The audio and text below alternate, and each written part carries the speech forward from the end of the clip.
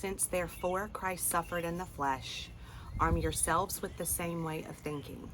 For whoever has suffered in the flesh has ceased from sin, so as to live for the rest of the time in the flesh, no longer for human passions, but for the will of God.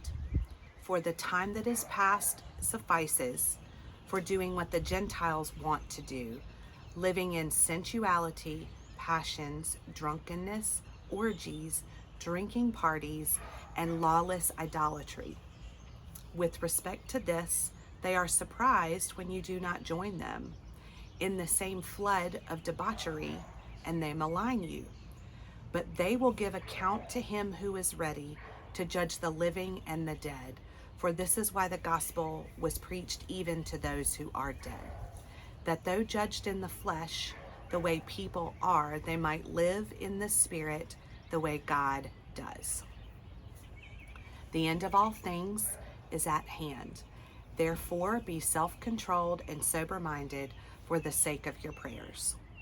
Above all, keep loving one another earnestly, since love covers a multitude of sins. Show hospitality with one another without grumbling. As each has received a gift, use it to serve one another as good stewards of God's varied grace. Whoever speaks as one who speaks oracles of God. Whoever serves as one who serves by the strength that God supplies, in order that in everything God may be glorified through Jesus Christ.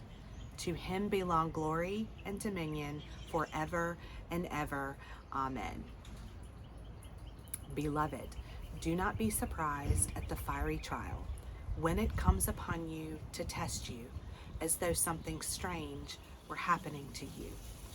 But rejoice insofar as you share Christ's sufferings, that you may also rejoice and be glad when his glory is revealed.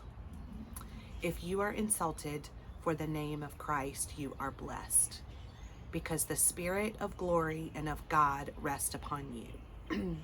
But let none of you suffer as a murderer, or a thief, or an evildoer, or as a meddler.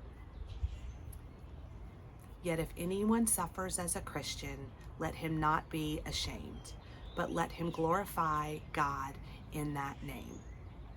For it is time for judgment to begin at the household of God.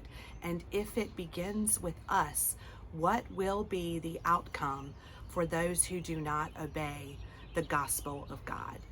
For if the righteous are scarcely saved, what will become of the ungodly and the sinner?